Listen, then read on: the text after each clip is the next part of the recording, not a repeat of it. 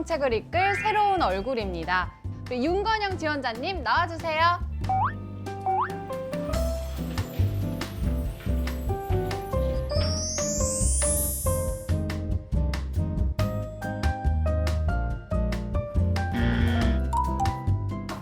이게 뭐죠? 네, 공보물을 갖고 오셨는데요. 네, 오늘 면접이라고 해서 가지고 왔습니다. 아, 네. 말하자면 서류 지원서 같은 걸로 이제 가져오신 것 같습니다. 네, 안녕하세요. 저는 지역 언론을 모니터링하고 있는 팩트체크 담당관 현슬기입니다. 네, 안녕하세요. 저는 유치원생, 초등학생 2명, 중학생 총 4명의 아이를 둔 심층 면접 담당관 김규진입니다.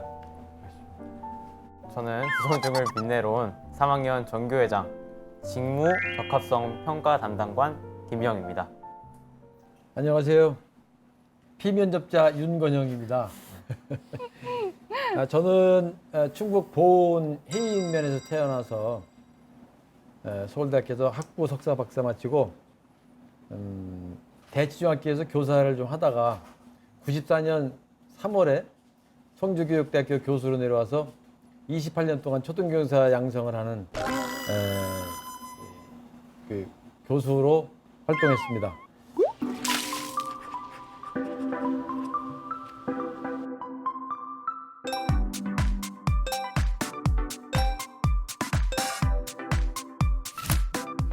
네, 저는 요즘 아주 핫한 이제 밸런스 게임을 준비해봤는데요. 네, 그러면 첫 번째 밸런스 게임 네. 긴 말 없이 바로 들어가도록 하겠습니다. 학생 인권 존중하기 대 교사 교권 확립하기. 교사교권 확립하기입니다. 네. 이유가 뭐죠? 바로 대답을 네. 해주셨는데요. 선생님들의 교권이 확립되고 그럼으로써 학생들 앞에서 당당하걸정적으로 학생들 앞에 헌신하는 선생님의 모습을 보여주는 것이 결국은 그것이 저는 굳이 둘 중에 하나를 뽑으자면 교사 교권 확립하기가 좀 더 괜찮은 것 같습니다. 고맙습니다. 왜냐하면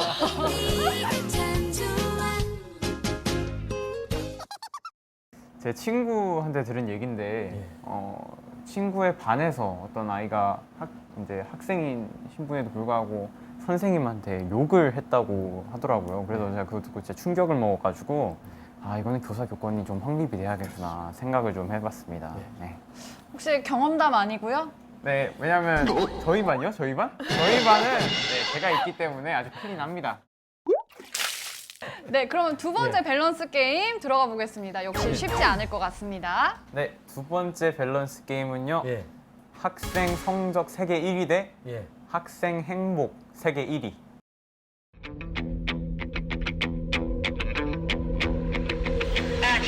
그건 학생 행복이겠죠. 저도 이제 학력을 강조하니까 혹시 학생들의 행복이나 인권을 뺏는 게 이렇게 말씀하시는데 그게 아니고요. 꼭 굳이 공부를 1등 한다는 게 다가 아니고 행복을 주관하는 수단일 뿐이기 때문에 저는 분명히 행복이 우선입니다. 아, 네. 근데 서울대 나오신 분께서 이렇게 말씀해 주시니까 아 정말 네. 제가 생각하는 궁극적인 행복은 지금 현재 욕망의 욕구의 만족이 아니라 조금은 자기가 하고 싶은 걸 참고 우리 김민영 면접관께 드린 말씀인 것 같기도 한데요. 서운하세요? 네. 아닙니다.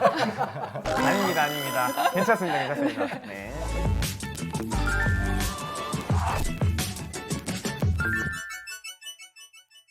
네, 사실과 과장, 진실과 오류 사이에서 지역 청년들의 현실을 알아보는 슬기로운 팩트체크 시간입니다. 저는 최근 통계를 통해서 충북 지역의 교육 현실을 알아봤는데요. 첫 번째 팩트체크는 충북 지역 사교육에 얼마나 돈 쓰는가입니다.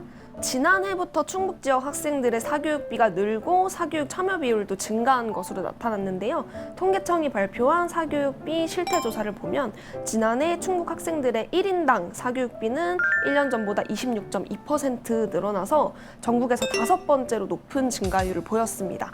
그래서 슬기로운 팩트체크, 사교육 지출 점점 늘고 있다는 게 팩트였습니다. 혹시 여러분 사교육 많이 받아보셨나요? 없습니다. Okay, let's go.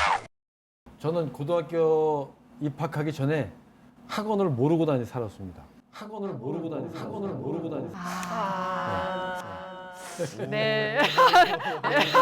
아니에요. 우리나라 같은 경우는 이미 사교육과 공교육이 공존하는 것이 오래됐고 분명히 사교육도 나름대로의 역할이나 임무가 있다고 생각이 듭니다. 그러나 그 공교육이 해야 될 본래 목적이나 공교육의 역할이 있는데 그것까지도 사교육에서 대행한다는 것은 문제가 있다고 봐요. 그래서 공교육이 좀 더 자기 역할을 하고 특정한 자기 잠재 능력을 개발한다든지 자기가 하고 싶어하는 걸 할 때 사교육이 더 이렇게 활성화된다면 좋지 않을까 그런 생각은 합니다. 두 번째 팩트체크, 충북 지역 학급당 학생 수 왜입니다. 평균 학급당 학생 수는 전국보다 적었지만 도심 과밀학교의 경우에는 여전히 학생 수가 많은 현실입니다. 8월 17일 전교조 충북지부의 긴급 충북교사 설문 결과 지금 충북교육청이 우선해야 할 사업에 대해서는 학급당 학생 수 감축과 교원 증원을 통해 학생 교육을 강화하자는 의견이 무려 65%에 달했습니다. 수치에는 보이지 않는 현장의 의견이겠죠? 그래서 슬기로운 팩트체크, 학급당 학생 수 감축 여전히 필요하다는 게 저의 의견입니다. 제가 자영업을 합니다. 근데 저희 가게에 도난 사건이 있었고요. 그 도난자가 이제 학생이었습니다. 그래서 저는 CCTV를 확인해서 그 아이들의 학교를 알아냈고 그 학교에 전화를 해서 저는 어떤 법적인 처분을 원하는 건 아니고 이 아이들이 잘 선도될 수 있도록 학교에서 잘 챙겨주십사 부탁을 드렸는데 좀 어이없게도 돌아오는 대답은 이미 학교에서 포기한 아이들이기 때문에 사장님께서 그냥 경찰에 신고를 하시는 게 좋을 것 같습니다라는 답변이 돌아와 갖고 이게 학교의 현실인가? 라는 좀 실망감을 많이 얻었습니다. 바람직하지 못한 일을 저지르는 학생에 대해서 그 개인에게 책임을 전가하기보다는 그런 그 과밀학급을 해소하면서 학교가 바른 인성을 더 갖추고 또 즐겁고 만족스러운 생활을 하게 해주는 그런 방안에서도 그런 그 학생들의 비행의 문제를 접근하는 그런 넓은 차원에서의 논의는 꼭 우리가 해야 된다고 생각이 듭니다. 이별을 구하는 당신 그만. 네, 중반 정도 왔는데요. 좀 청년과의 대화가 만만치만은 않으시죠? 예, 힘드네요. 하여튼. 이럴 줄 알았으면 안 나왔을 거랬습니다. 두 번째 신층 면접 시간입니다. 이번에는 김규진 면접관님께서 준비해 주셨습니다. 지원자님의 뭐 솔직한 흑역사가 될 수도 있고요. 그러니까 솔직한 마음을 OX로 고백해 주시면 좋겠습니다. 첫 번째 고백은 나는 학창 시절의 수포자였다. 하나, 둘, 셋. 저는 일단 수학은 말 그대로 너무 무서운 존재였어가지고 일찍이 수포자가 된 기억이 있는데요. 6학년이었는데 수행평가를 봤는데 그 15점이 나온 거예요. 100점 만점에 15점이었나요? 100점 만점에 15점이었나요? 저는 수포자는 아니고요. 마지막까지 수학을 잘하려고 끊임없이 노력하는 학생 중 하나였습니다. 이 고등학교 때 대학을 가려면 예비고사 때 본고사라는 게 있어서 세 문제를 가지고 100분, 200분 푸는 그런 시대였어요. 이제 그 풀이 과정까지 다 채점이 됐기 때문에 저는 수학을 잘하지만 수포자는 아니었었다. 네, 수학을 잘하진 못하지만 서울대에 갔는. 다음은 좀 어떤 흑역사 공개해 주실 건가요? 학창 시절에 나는 꿈이 없었다. 하나, 둘, 셋. 항상 그 이제 열심히 공부해야 되겠다는 생각을 끈전데 이라면 되죠. 아닙니다, 아닙니다. 어려서 본인이 좋아하고 본인이 하고자 하는 꿈을 꿨을 때 그 꿈을 꾼 꿈을 구현하기 위해서 열심히 노력하는 게 중요한 것이고 후세대들 청소년들이 최소한의 학력이 보장되지 않으면 사실은 미래에 본인이 원하는 꿈을 구현한다든지 본인의 진로에 큰 그 부담이 되기 때문에 기초학력 아주 뜨거운 화제잖아요. 좀 설명 부탁드리겠습니다. 과거의 전통적인 방법으로 뭐 억압하면서 뭔가 지식을 전달해서 이렇게 이해하고 기억하게 하는 그런 쪽으로 회귀할 것이냐 그런 걱정을 많이 하시는데 새로운 시대에 맞는 그런 그 평가 시스템을 구축해서 학생들의 기초학력을 보장하고 학력을 신장하겠다 이런 생각을 하고 있고요. 중학교 가면 청을 봐가지고 등수가 나오거든요. 7년 동안 그런 거 한 번도 경험하지 않다가 중학교 2학년까지 그 경험을 하는 순간 학생도 멘붕이 오고 학부 충격을 받는 거거든요. 가장 빨리 가장 확실히 배우는 건 평가를 통해서 배우는 겁니다. 학습을 촉진하는 기능이 있어요.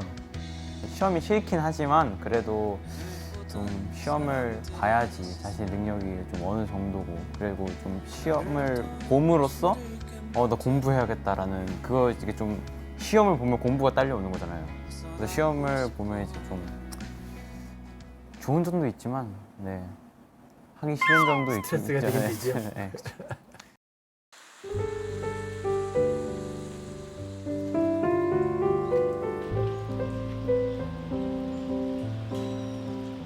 네, 분위기가 많이 달아올랐는데 예. 뜬금없는 질문 하나 하겠습니다. 그 등교 시간을 좀 늘려주시면 어떨까 싶은데 그 이유가 하교를 하면 4시에서 5시쯤 되는데 그때 바로 요즘 아이들 다 학원 가는 거 아시잖아요. 학원 가고 이제 끝나면 이제 끝나서 집에 오고 오는 시간 밥 먹고 샤워하고 뭐 핸드폰 요즘 하는 거 아시잖아요. 그것까지 하면은 뭐 11시, 12시 정도 되잖아요. 그래서 등교 시간을 좀 늘려주시면 어떨까? 등교 시간을 지금 9시까지인데 더 네, 9시 반 10시로 늘려달라. 살짝만, 아주 살짝만. 분위기 바꾼다가 더 심각한 질문 하셨네요. 고민을 해보겠습니다. 또 너무 그냥 안 한다고 하면 안 되지만. 그런데 선생님과 학부모님, 학생들이 논의해서 자율적으로 할 수 있는 방법을 선택할까 생각합니다. 근데 자율로 하면 영교시가 부활할 가능성도 있지 않을까요? 예. 아니, 이거 취소하겠습니다. 그냥 마이너스 1점 드리겠습니다. 네. 교육 현장에서 나온 소소하고 수수한 청년들의 이야기를 들어보는 소수 의견입니다. 먼저 첫 번째 VCR 먼저 보고 오시겠습니다. 저는 현재 초등학교 4학년이고 경계선 지능인 아이가 있는 엄마 정희영입니다. 네, 경계선 지능은 지능 지수가 71에서 85 사이에 있는 지적 장애 같은 장애 등급은 나오지 않지만 그래도 일반 평균 지능에는 도달하지 않는 언어 발달이 늦다든지 소근육 발달이 늦다든지 신체 발달이 늦기도 하고요. 또 3번, 4번 반복하며 쉽게 할 수 있는 일들도 한 10번, 20번 가르쳐야 하는 경우가 있습니다. 경계선 지능인 아이들이 일상생활에서 어려움을 겪기는 하지만 또 부모들이 크게 모르는 경우도 많아요. 어렸을 때부터 꾸준히 교육을 시키고 일상생활에서 지원을 받는다면 나중에 성인이 되면서는 사회생활도 충분히 할 수 있고요. 또 지능도 정상 범위로 끌어올려지기도 합니다. 이제 서울시에서는 조례가 만들어져서 지원 방안이 이루어지고 있고요. 춘천 같은 경우에도 이제 시작되고 있어요. 충북은 현재로서는 뭐 조례라든가 또 개별적인 지원이라든가 이런 것은 전혀 없어요. 그래서 부모들이 다 부담을 하고 있고요. 또 실질적으로 장애 등급이 없다 보니까 복지관 같은 데 가서도 도움을 받지 못하는 경우가 많아요. 방금 영상에 나오신 어머니의 마음을 조금 너무 많이 공감이 되고요. 이런 아이들이 학교에서는 솔직히 아빠 입장에서는 이 아이가 이런 문제가 있다고 선생님한테 말씀드리기가 좀 힘들어요. 왜냐하면 편견을 가질 수도 있고 또 너무 과도한 이런 아이들한테 너무 과도한 집중은 또 이 아이들에게 스트레스가 될 수가 있거든요. 경계선 지능을 가진 느린 학습자 아이는 한 반에 3명. 전국에 80만 명에 이를 것으로 추정됩니다. 이 아이는 어떻게 살아가고 있을까요? 저는 이들이 사회성이 부족하다거나 눈치가 좀 없다는 이유로 쉽게 학교 폭력의 대상이 된다는 기사를 본 적이 있거든요. 근데 요새는 이들을 이제 느린 학습자라고 부르거든요. 그래서 이 말처럼 좀 느리더라도 이들을 향한 친절하고 포용적인 교육이 필요하지 않나 생각이 듭니다. 일단 저는 이 경계선 지능인이라는 이 단어랑 그게 너무 좀 처음 들어봐가지고 되게 생소한데 들어보니까 제 친구들 중에서도 몇 명 제가 모르는 사이에 있을지도 모르겠다는 그런 생각을 해봤습니다. 네. 네, 실제로 부모님도 자신조차도 쉽게 인지하기 어렵다고 합니다. 아마 지금 아까 그 말씀하신 분은 청주가 그런 게 없다고 해서 제가 좀 죄송하기도 부끄러운데 또 살펴보고 다른 시도와 비교해봐서 늦다면 적극적으로 제가 정책으로 반영해서 배려를 하도록 하겠습니다. 네, 저는 충북 스쿨미투 지지 모임에서 활동하고 있는 진영이라고 합니다. 스쿨미투는 학내에서 일어난 위계에 의한 성폭력을 학생들이 고발한 운동을 말합니다. 충북에서는 가해 교사들이 일단 한두 명이 아니에요. 한 학교에 한두 명이 아닌데 이제 학생들에게 성추행, 성희롱 이런 것들이 많이 있었습니다. 도교육청에서는 일단 사건이 일어나면 이제 조사를 제대로 해야 되는데 조사가 잘 이루어지지 않은 점이 있고요. 그리고 학생들이 선생들에게 성폭력을 당했는데 결국 자기의 아픔을 호소할 때가 선생님인 거잖아요. 그래서 그런 부분이 사실 피해자 입장에서 생각해 보면 편치 않은 부분이라고 생각을 했어요. 그래서 조금 독립적이어야 되지 않을까. 서울시 교육청은 익명으로도 신고할 수 있고 그리고 유형에 따라서 신고할 수 있는 방법을 이제 선택할 수 있게 해주거든요. 충북교육청은 이제 게시글을 본인 인증을 하지 않으면 쓸 수가 없어요. 그리고 교육이 굉장히 중요한 것 같아요. 그래서 성평등이나 학생인권 교육을 좀 많이 해야 되지 않을까.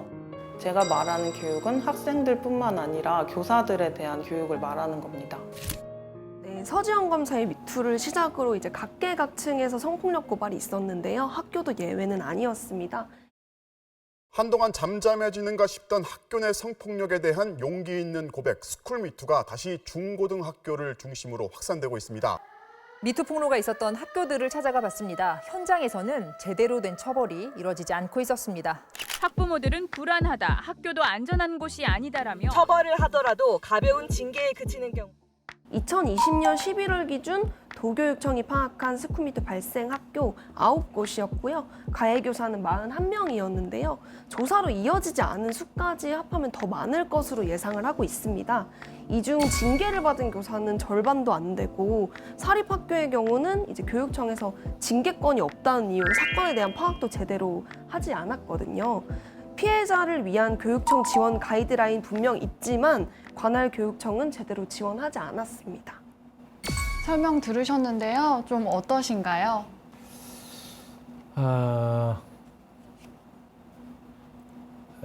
좀 무거운 주제입니다.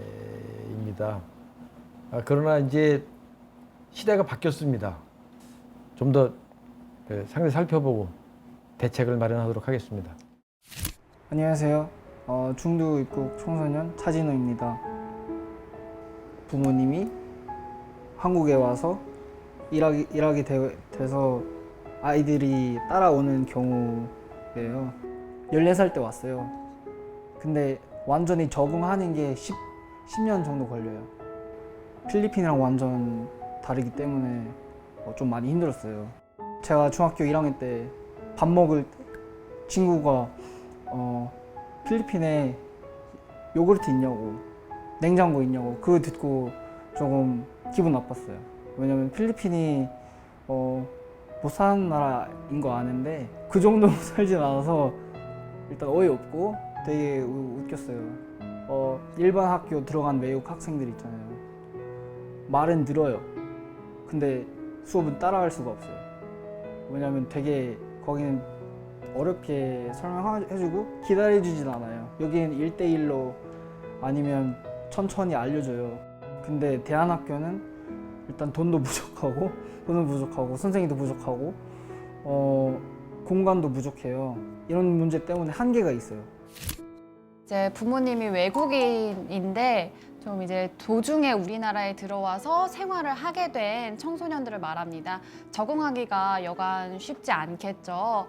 그런데 이런 중도 입국 청소년이 늘어나는 추세라고 합니다. 우리 면접관님들도 좀 심각한 얼굴로 보시던데 사실 우리나라는 단일 민족이라는 명목 하에 조금 더 타 문화에 대해 배제적이진 않은가라는 고민을 많이 하거든요. 특히 청소년기엔 자신과 모습이 조금만 달라도 좀 더 경계하는 모습을 많이 보이잖아요. 그래서 중도 입국 청소년들이 더 힘들 것 같다는 생각을 많이 해요. 다양한 언어를 구사하는 이중 언어 학생들에게 그 학습할 수 있는 기회를 제공하려고 준비를 하고 있고요. 그 소수의 학생이 아니라 앞으로 이제 그 학생들이 청년들이 우리 사회의 주류로 같이 활동할 시대가 됐다는 인정해야 되고 복지 차원에서 준비를 많이 하고 있습니다.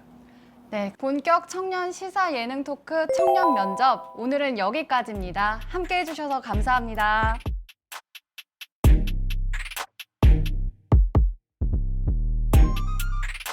아, 오늘 이런 자리이군요.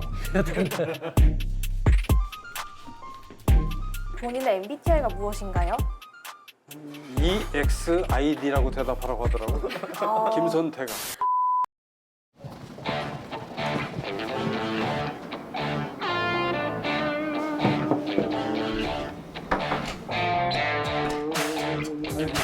안녕하세요.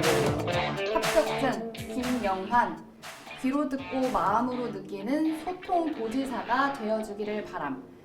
자타가 공인하는 꼰대이기 때문에 우리 젊은이들과 소통할 수 있나. 소통 잘하는 도지사 되라고 한 얘기는 소통 못하고 있다는 얘기잖아요. 그래서 반성하고 또 새 출발하고 이렇게 끝이 없는 거니까 귀를 열고 말을 좀 줄이고 그런 도지사가 되어야겠다.